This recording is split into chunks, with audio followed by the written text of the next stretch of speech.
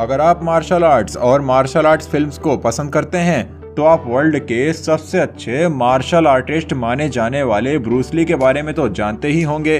Bruce Lee martial artist और actor होने के साथ साथ philosopher, film producer, director, writer और जीत कुंडो मार्शल आर्ट के संस्थापक भी थे।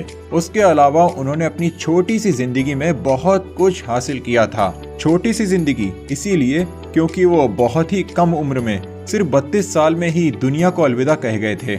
आइए जानते हैं ब्रूस ली ने इतने कम समय में क्या हासिल किया था।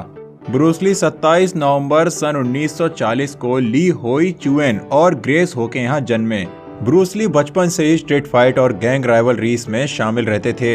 ब्रूस ली को शुरुआती मार्शल आर्ट्स की ट्रेनिंग उनके पिता ने ही दी थी, जिसके बाद उन्होंने सिर्फ 13 साल की उम्र में ही विप मैन और वोंग शून लियून से विंग चून की ट्रेनिंग ली।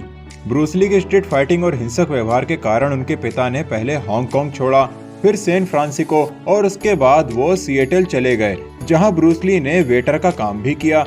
1961 में ब्रूस ली ने वॉशिंगटन विश्वविद्यालय में एडमिशन ले लिया, जहां वो ड्रामा प्रमुख रहे। सिर्फ इतना ही नहीं, वो छोटी सी उम्र में ही मूवीज में बतौर बाल कलाकार काम करने लगे और लोगों के बीच बहुत मशहूर भी हो गए थे। साल 1956 से लेकर 1964 तक एक्टिंग पर फोकस करने के बाद ब्रूस ली ने मार्शल आर्ट्स के लिए एक्टिंग से ब्रेक ले लिया, शायद एक्टिंग छोड़ ही दी थी और उन्होंने अपना पूरा फोकस मार्शल आर्ट्स पर लगाया। उन्होंने सिएटल में ली जू फेन गुफू इंस्टीट्यूट नाम से खुद का मार्शल आर्ट स्कूल खोला, जहां वो मार्शल आर्ट टीचर थे।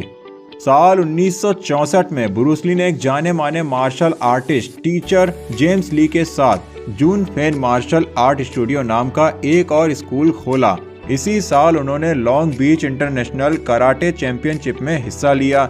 यही वो टूर्नामेंट था जहां पर ब्रूस ली ने अपना 2 फिंगर पुशअप और 1 इंच पंच पूरी दुनिया में फेमस कर दिया। लॉन्ग बीच कराटे चैंपियनशिप में किए गए असाधारण प्रदर्शन से मिली लोकप्रियता के दम पर हॉलीवुड डायरेक्टर्स का ध्यान ब्रूस ली की तरफ गया, जिसके बाद उन्होंने फिर से एक्टिंग शुरू की और 1966 में उनकी पहली TV series the great Horner आई, जो 1967 तक चली, जिसके बाद वो बहुत मशहूर हो गए और अगले कुछ सालों तक वो iron side, here comes the bride और ब्लोंडाई जैसी बहुत सारी टीवी सीरीज में नजर आए।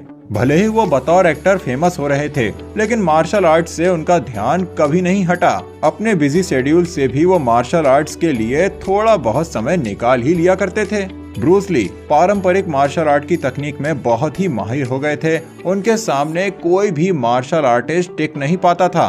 साल 1969 में ब्रूस ली मार्लो फिल्म में गेस्ट एक्टर के तौर पर नजर आए। उन्हें फिल्म में बतौर लीड एक्टर काम करने के लिए साल 1972 तक का इंतजार करना पड़ा।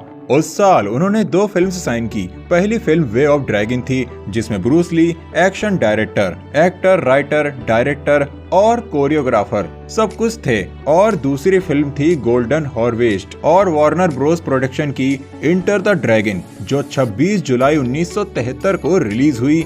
इस फिल्म ने ब्रूस ली को बतौर एक्शन हीरो और मार्शल आर्ट एक्टर के तौर पर पूरी दुनिया में मशहूर कर दिया। इंटर द ड्रैगन फिल्म ने पूरी दुनिया में लगभग $200 मिलियन की कमाई की, जो कि ब्रूस ली के करियर की सबसे बड़ी हिट साबित हुई। ब्रूस ली की सबसे बड़ी खासियत ये थी कि वो सभी एक्शन सीन्स खुद करते थे, जो कि बहुत ही खतरनाक और बहुत मुश्किल हुआ करते थे। एक्टिंग और मार्शल आर्ट के अलावा ब्रूस ली का परिवार भी था, जिसमें उनकी पत्नी लिंडा एमेरी, जिससे उनकी शादी 1964 में हुई थी। ब्रेंडन ली और शेनन ली नाम के 2 बच्चे भी थे। ब्रूस ली अपने परिवार से बहुत प्यार करते थे।